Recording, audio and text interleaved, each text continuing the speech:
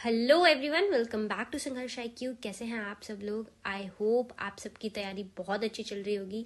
आज संडे को हम फिर से आपके लिए लेके आए हैं Sunday special weekly current affairs, जिसमें हम पूरे हफ्ते के करंट अफेयर्स की बात करते हैं। इस हफ्ते के जो इम्पोर्टेंट करंट अफेयर्स हैं वो सब इसके अंदर इंक्लूडेड है। हमें ऐसा लगता है कि हफ्ते में एक दिन अगर आप लोग करंट अफेयर्स को स्पेसिफिकली देंगे और उसे रिवाइज करते रहेंगे तो करंट अफेयर्स का जो आपका सेगमेंट है वो काफ़ी स्ट्रांग हो जाएगा। साथ ही आप पूरे वीक में अपनी तैयारी जो है स्टैटिक पोर्शन की करें, अपने अगर आप CSET वगैरह है, इंग्लिश है, लैंग्वेज है, उन सब के ऊपर अच्छे से फोकस करें और एक दिन अपना प्रॉपर जो है आप करंट अफेयर्स पे लगाएं, जिसमें ये छोटी सी वीडियो आपको बहुत ज़्यादा हेल्प करने वाली है। बहुत से क्वेश्चन स्टेट एग्जाम्स में, अभी पंजाब में कुछ एग्जाम्स हुए, बहुत से क्वेश्चन ऐसे थे जो सीधा सीधा इन वीडियोज में से आए हुए थे। तो आप भी हमारे करंट अफेयर्स को ज़रूर फॉलो कीजिए। हम एक वीडियो हर मंथली करंट अफेयर्स जिसमें सिर्फ क्वेश्चन आंसर्स होते हैं वो डाल रहे हैं। उसके बाद वीकली करंट अफेयर्स टेस्ट हमारे टेलीग्राम ग्रुप पे आपको मिल जाएंगे। तो ज़रूर इसे सब चीज़ों को फॉलो कीजिए, अपनी तैयारी को सॉलिड कीजिए। अगर कोई भी प्रॉब्लम है तो please reach out to us. Comment section आप सबके लिए खुला है। कोई आपका सजेशन है, कोई आपकी प्रॉब्लम है, ज़रूर शेयर कीजिए। वीडियो स्टार्ट करने से पहले एक छोटी सी रिक्वेस्ट है कि प्लीज़ चैनल को सब्सक्राइब करना मत भूलिएगा। वीडियो को लाइक करें, शेयर करें। वीडियो देखने के बाद अगर आपको अच्छी लगी तो तब लाइक और शेयर ज़रूर कीजिएगा। तो हम आपके लिए मेहनत कर रहे हैं, थोड़ी थोड़ी सी आप भी हमारे लिए मेहनत कीजिए। इतना सा काम है, लाइक करना है, शेयर करना है, सब्सक्राइब करना है। तो चलो फटाक से वीडियो स्टार्ट करते हैं, देखते हैं कि क्या है इस वीक के मोस्ट इंपॉर्टेंट करंट अफेयर्स। तो देखो, यूनियन मिनिस्टर सबसे पहले यहीं पे श्री भूपेंद्र यादव हमारे मिनिस्टर हैं, जिन्होंने रिलीज करी है report status of leopards in India. अब इसके अंदर क्या है कि लेपर्ड्स का स्टेटस, कि क्या उनकी पॉपुलेशन एस्टिमेशन है, इन सब चीज़ों के बारे में इसमें बात करी गई है। तो देखो, ये 5th साइकिल था लेपर्ड पॉपुलेशन एस्टिमेशन का, और इसको कैरी आउट कौन करता है? एक क्वेश्चन, इंपॉर्टेंट क्वेश्चन बन जाता है कि national tiger conservation authority NTCA wild life institute of India के साथ मिलकर कोलैबोरेट करते हैं स्टेट फॉरेस्ट डिपार्टमेंट्स के साथ, और फिर लेपर्ड पॉपुलेशन एस्टिमेशन को जो है प्रॉपरली कैरी आउट किया जाता है। इंडिया में जो लेपर्ड पॉपुलेशन है उसकी एस्टिमेशन 13,874 इंडिविजुअल्स है। ये 2018 में 12,852 थी। इसका मतलब है कि 7.9%, तकरीबन ऑलमोस्ट 8% राइज जो है हमें लेपर्ड पॉपुलेशन के लिए देखने को मिला है। मध्य प्रदेश में जो हाउसेस है, Madhya Pradesh houses the largest population of leopards in the country. तो मध्य प्रदेश के अंदर लार्जेस्ट पॉपुलेशन है लेपर्ड की कंट्री के अंदर, दैट इज 3907। उसके बाद महाराष्ट्र में, फिर कर्नाटक एंड देन तमिलनाडु। तो जो साइट्स हैं जहाँ पे हाईएस्ट लेपर्ड पॉपुलेशन देखी जाती है वो है नागार्जुना सागर सरीसलम आंध्र प्रदेश के अंदर। उसके बाद पन्ना टाइगर रिजर्व है मध्य प्रदेश के अंदर, सतपुरा टाइगर रिजर्व है मध्य प्रदेश के अंदर। ये हाईएस्ट लेपर्ड पॉपुलेशन वाली साइट्स हैं। तो अगर साइट वाइज देखा जाए तो आंध्र प्रदेश के अंदर सबसे ज़्यादा है, और अगर स्टेट वाइज देखा जाए तो मध्य प्रदेश में सबसे ज़्यादा है। ठीक है, नेक्स्ट इज यूनिवर्सिटी की जो खेलो इंडिया यूनिवर्सिटी गेम्स हुई है 2023, ये यूनिवर्सिटी लेवल पे गेम्स होती हैं। तो चंडीगढ़ जो है ओवरऑल चैंपियन बनके इमर्ज हुआ है। तो ये 4th खेलो यूनिवर्सिटी गेम्स थी, खेलो इंडिया यूनिवर्सिटी गेम्स 2023। 18 वेन्यूज में हुई थी 7 सिटीज ऑफ नॉर्थ ईस्ट के अंदर। यहाँ पे जो ओपनिंग सेरेमनी है वो गुवाहाटी के अंदर हुई थी। यहाँ पे union sports and youth affairs minister Anurag Thakur, अब ये क्वेश्चन अगर आपसे पूछ लिया जाए union sports and youth affairs minister कौन है, तो हमारे अनुराग ठाकुर और अदर डिग्निटरीज आए थे जिन्होंने इस सेरेमनी, ओपनिंग सेरेमनी में पार्टिसिपेट किया था। जो खेलो इंडिया यूनिवर्सिटी गेम्स 2023 हैं, ये Feb 29 को गुवाहाटी में खत्म हुई। चंडीगढ़ यूनिवर्सिटी में के 71 मेडल्स हैं, 32 गोल्ड। सेकेंड है ये है LPU lovely professional university, and third है Guru Nanak Dev university. UAE removed FATF grey list, Kenya and Namibia added.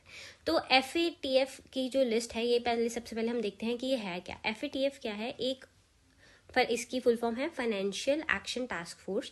तो FATF है क्या? ये एक इंटर गवर्नमेंटल ऑर्गेनाइजेशन है। इनिशियली ये 1989 में G7 कंट्रीज ने इसको फाइंड किया था टू डेवलप द पॉलिसी जिससे मनी लॉन्ड्रिंग को जो है कम्बैट किया जा सके।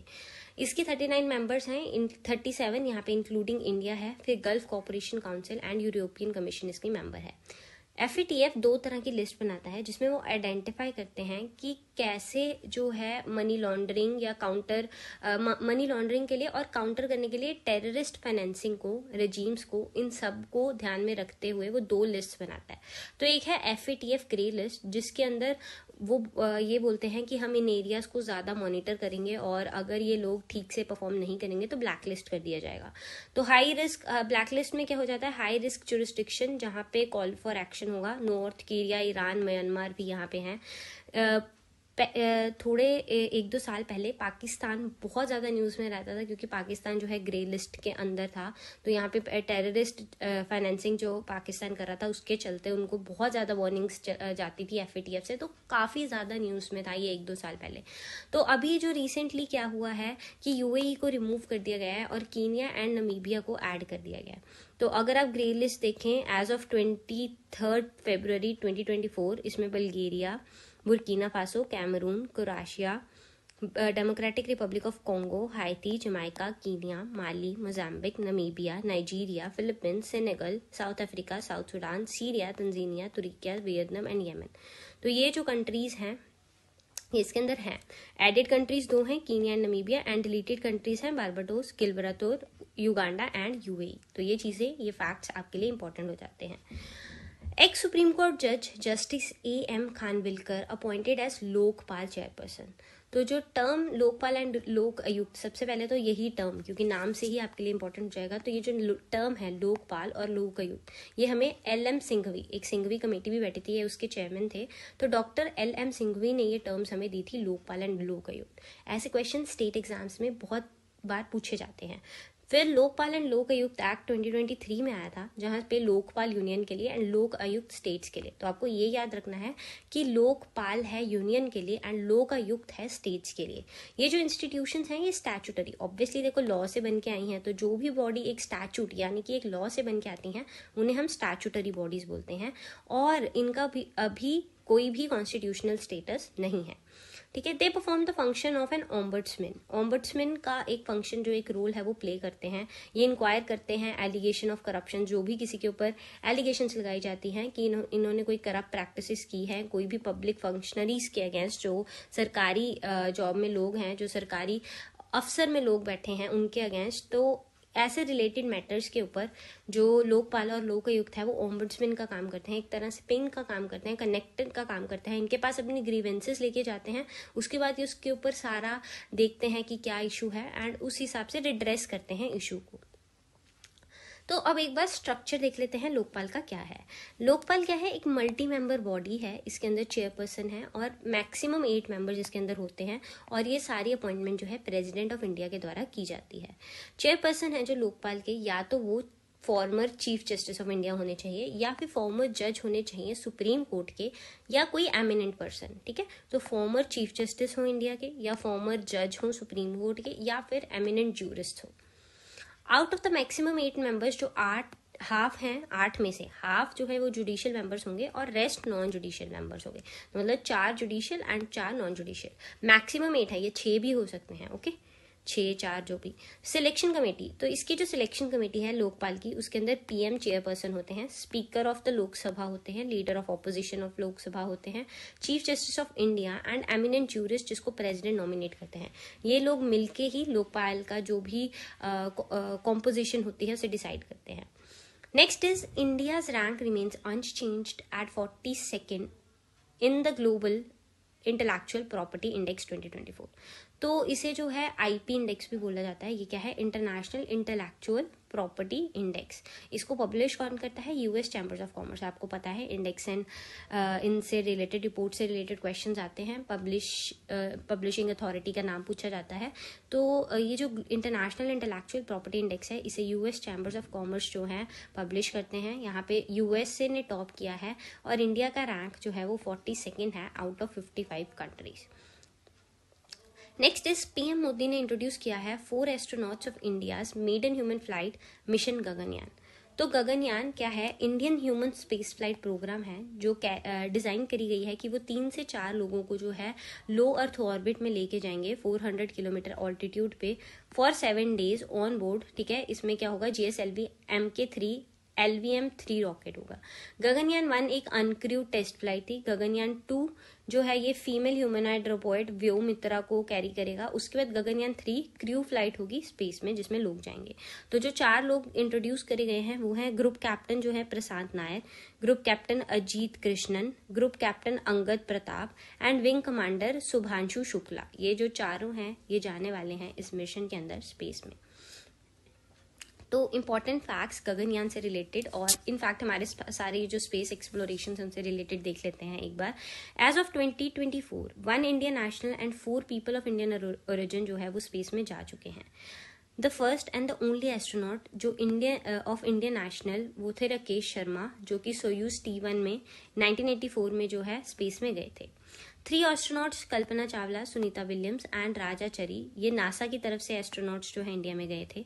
फिर शिरीषा बंदाला जो है first and the only Indian born women है जिन्होंने सब ऑर्बिटल फ्लाइट जो है मतलब सब ऑर्बिटल फ्लाइट में वो गई थी, which she did on virgin galactic unity 22 इन 2021। ठीक है, तो ये जो है वर्जिन गैलेक्टिक यूनिटी 2022 वो 2021 में ये गई थी। ठीक है, ये पहली and only Indian born women है जिन्होंने सब ऑर्बिटल फ्लाइट जो है ली थी, शिरीषा बंदला।